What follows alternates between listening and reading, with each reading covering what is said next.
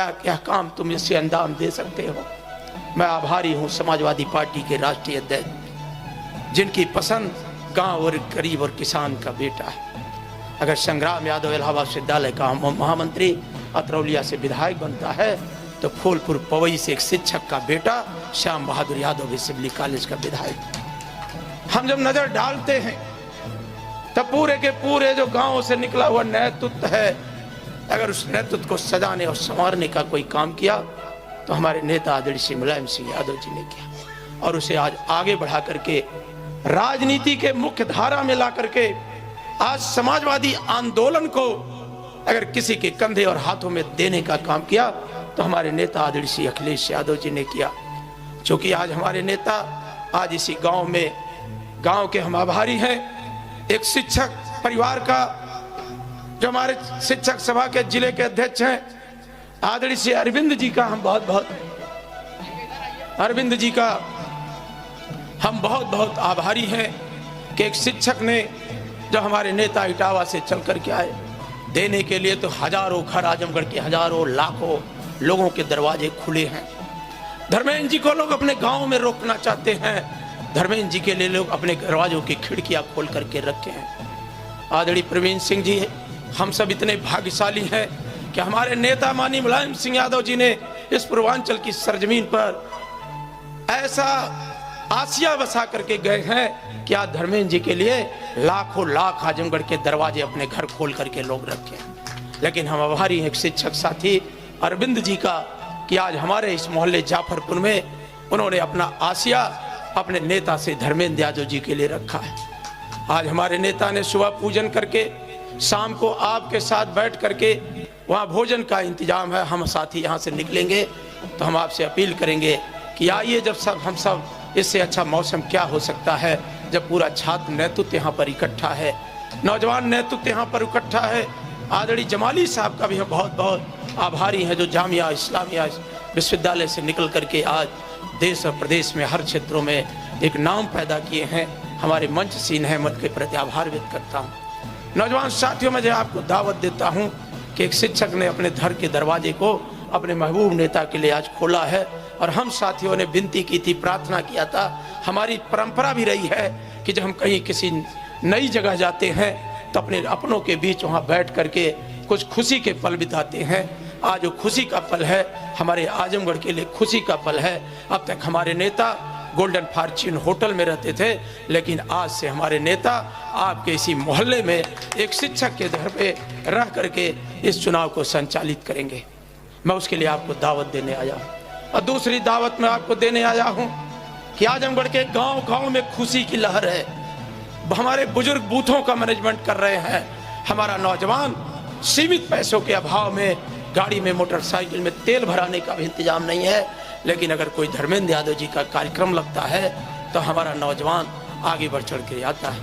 साथ ही पप्पू यादव जी बैठे हैं, जो छात्र संघ अध्यक्ष रहे, रोशन जी हैं, जितेंद्र टाइगर हैं, हरकेश जी भी यहीं कहीं अभी थे, जेपी है, सब लोग हैं। मैं समझता हूँ कुणाल मौर्य जी, हमारा भतीजा अच्छू भी है, हमारे संजय पहलवान जी हैं, संजय त्यागी जी हैं, और बहुत बड़े कवि संजय पांडे जी हैं, और इंजीनियर अभिषेक यादव हमको घूर रहे हैं। अगर हम नहीं इनके बारे में कुछ कहेंगे तो हमें आज समझ लीजिए आप हमारी ऐसी तैसी ये कर देंगे। सुरनाथ जी बैठे हैं, बहुत से छात्र नेताओं का इतना बड़ा समूह यहाँ है। मैं उन्हें दावत देने के लिए इकट्ठा हुआ हूँ कि कल आप सबके आशीर्वाद लेकर के आजमगढ़ की कचहरी में मचलते हुआ नौजवान धर्मेंद्र यादव का नामांकन कराएगा। और याद रखना, जिलाधिकारी कभी गलती नहीं करेंगे, एसएसपी कभी गलती नहीं करेंगे। वो हम सबके तेवर को देखे हैं, जाने हैं, पहचाने हैं। हम मानते हैं कि हमें नजर दिखाने का काम यहाँ का प्रशासन नहीं करेगा। अब तो हमारे साथी परमीर सिंह है, साथी रुपेश सिंह जी हैं। अब हमें किस बात की चिंता है? हम छोटी बातें आजाद भाई नहीं करते। हम उस दौर के हैं, बैठे हैं। आशीर्वाद अनिल जी, दुर्गेश जी हैं, कुणाल मौर्य, यही ईवीएम पकड़ी गई थी और रात को हमने कहा था कि हमें कब तक रोकोगे। 6 लाख से ज्यादा लोग टीवी देख रहे थे। हमने उस समय भी कहा था, प्रशासन के लोगों, ये जहां काउंटिंग होती है आसपास के गांव में सबसे ज्यादा समाजवादी पार्टी के समर्थक मतदाता रहते हैं, हमारी बहन और बेटियां रहती हैं। अगर हमसे टकराने की जुर्रत करोगे तो 1 मिनट नहीं लगेगा। जिस दिन धर्मेंद्र यादव जी का आह्वान होगा, लाखों लाख लोग चारों तरफ से घेर लेंगे, प्रशासन उनके सामने बौना हो जाएगा।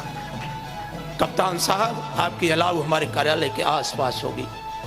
जिलाधिकारी महोदय, आपके अलाव हमारे आसपास होगी। परिणाम आपको जानते हैं, अच्छी तरीके से आप परिणाम जानते हैं।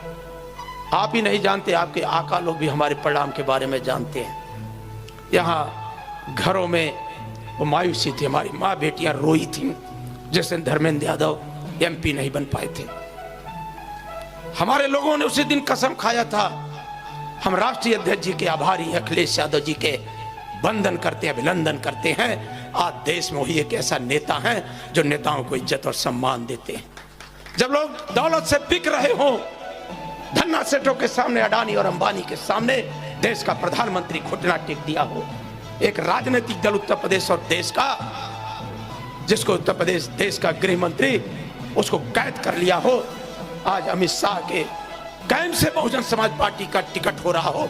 मैं आभारी हूं बहुजन समाज पार्टी के समर्थक मतदाताओं का कि वो दिन और रात के उजाले में कहते हैं कि हमारी पोलिंगों को गिन लेना, सारा का सारा वोट पीडी और इंडिया गठबंधन के प्रत्याशी धर्मेंद्र यादव के पक्ष में जाएगा।